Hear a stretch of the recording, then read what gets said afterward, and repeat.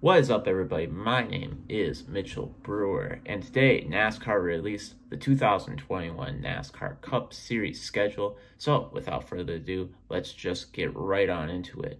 The season starts on Tuesday, February 9th, with the Clash taking place at the Daytona International Speedway Road Course. That is followed by Thursday, February 11th, where the dual races will take place at the Daytona International Speedway, the Oval, followed by Sunday, February 14th, the Daytona 500. Next week, they go to Homestead on Sunday, February 21st, followed by Sunday, February 28th at Isle Club, Sunday, March 7th at Las Vegas, Sunday, March 14th at Phoenix, the West Coast Swing, Sunday, March 21st, Atlanta, and then we get the first little change in the schedule with the dirt race that I don't know how people are going to react to this news. With Bristol, its first race will be a dirt race at Bristol Motor Speedway. It will be covered in dirt on Sunday, March 28th, followed by Saturday, April 10th at Martinsville, the first Saturday night race of the season. Sunday, April 18th, they will return to Richmond. Sunday, April 25th, Talladega. Sunday, May 2nd, Kansas. Sunday, May 9th, Darlington, which will now have two races, will host their first date. Sunday, May 16th, Dover, which will only have one race, will have its race on May 16th. Sunday, May 23rd, NASCAR will make its debut at the Circuit of the Americas. Sunday, May 30th, the Coke 600 at the Charlotte Oval. Sunday, June 6th, we go to Sonoma. Sunday, June 13th, the All-Star Race, which will move to Texas Motor Speedway, followed by the return to Nashville on Sunday, June 20th. Saturday, June 26th, we get the first Pocono race, followed by the second Pocono race on Sunday, June 27th. Then we make a trip to Wisconsin on Sunday, July 4th, with a 4th of July weekend at Road America. Sunday, July 11th, Atlanta gets its second race for the first time in a number of years. Sunday, July 18th, NASCAR goes back to New Hampshire, followed by two road courses, first being Sunday, August 8th at Watkins Glen. Also worth noting that there is a 2-week break between New Hampshire and Watkins Glen due to the Olympics. Then after Watkins Glen, we go to the Brickyard 400, if it's called that, because it will not be on the oval. It will be on the road course. Then we go to Sunday, August 22nd. NASCAR will race its only race of the season at Michigan, followed by what I'm presuming to be, again, the regular season finale with a Saturday, August 28th race at Daytona International Speedway. Kicking off the playoffs, there won't be any major changes, as Sunday, September 5th will be at Darlington, Labor Day weekend. Saturday, September 11th will be at Richmond. Saturday, September 18th will be at Bristol. Sunday, September 26th will be at Vegas. Sunday, October 3rd will be at reading through this, you're lucky that I haven't screwed up more than this. Sunday, October 3rd, they will go to Talladega. Sunday, October 10th will be the Charlotte Roval. Sunday, October 17th will be Texas. Sunday, October 24th will be Kansas. Sunday, Halloween, October 31st will be Martinsville, followed by the season finale at Phoenix on Sunday, November 7th. So let's get into the major changes with everything. First, there's 5 points-paying road course races, which will take place at Circuit of the Americas, Sonoma, Road America, Watkins Glen, and the Roval. Then, of course, the big one, the first race at Bristol, will take place on dirt. They will cover that racetrack in dirt. Atlanta and Darlington both gain a race.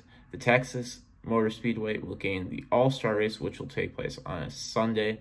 Michigan and Dover both go from 2 races to 1. Homestead is moved to the second race of the season, while Las Vegas drops back to the 4th race of the season. Nashville is added. No changes to the playoffs, as I previously mentioned. So let's get my thoughts on all of this.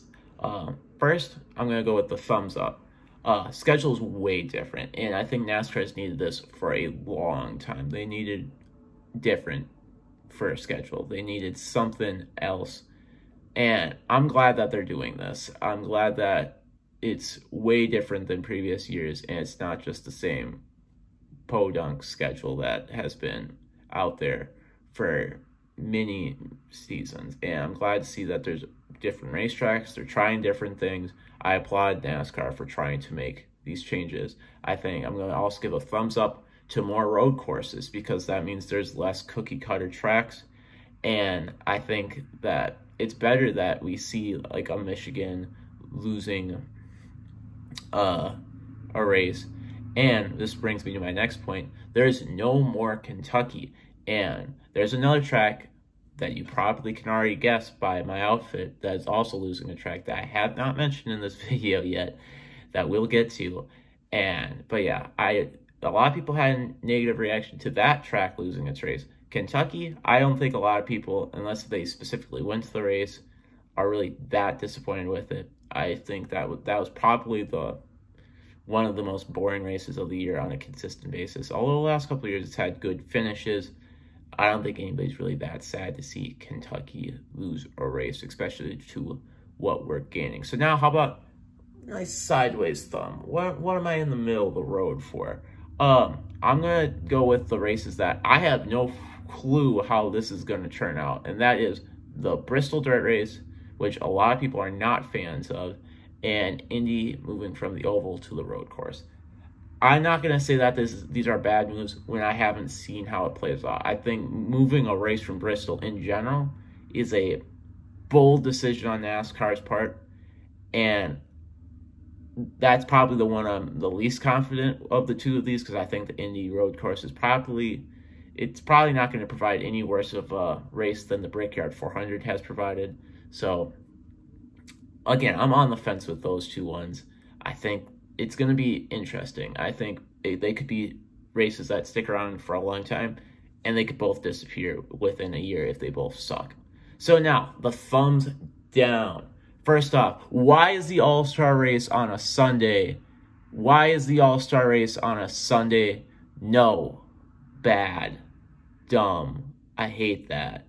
I'm already not a big fan of All-Star events in general, because I think they are pointless for anybody besides the winner, and I don't think they're that, I don't know. I feel like everybody every year is disappointed by the All-Star race, and I feel like nothing would be lost if we just scrapped that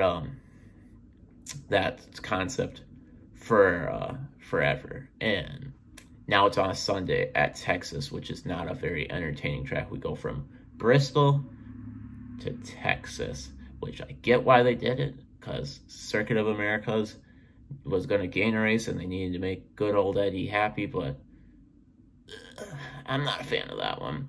And speaking of things I'm not a fan of, and this might be a hot take, Atlanta getting 2 races. Does Atlanta need 2 races? I don't think so. I don't think the races have really been that great at Atlanta. I don't think they need 2 races. I'm not a fan of that move, and especially when it cost Chicagoland a race.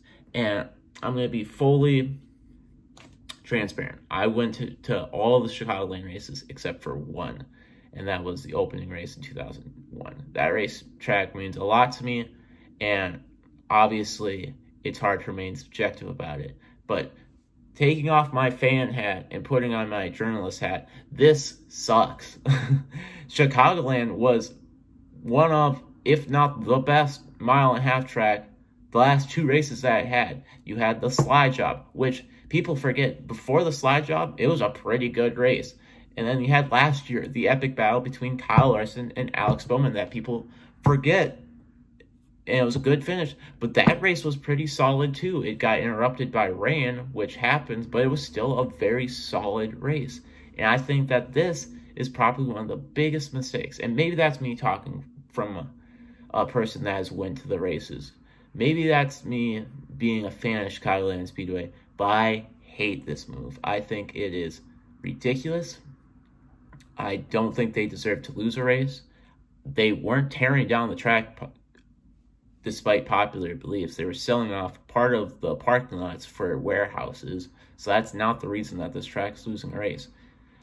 I don't know what the reason is for this track losing a race, and it sucks. It really sucks that a lot of people, like myself, went to the 2019 Chicagoland race, watched Alex Bowman win his first race in an epic race, and Now, we're not going to get another Chicagoland race without even saying goodbye to the track, and that sucks. I'm not a fan of that.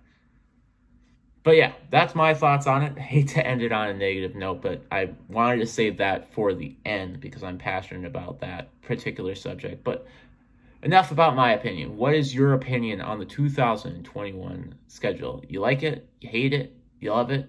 What are your thoughts on it? Tell me in the comments down below. Be sure to like and subscribe to this video and tune back into my channel for more NASCAR updates. As always, my name has been Mitchell Brewer, and it will always be Mitchell Brewer. I don't know why I added that. Have a good week.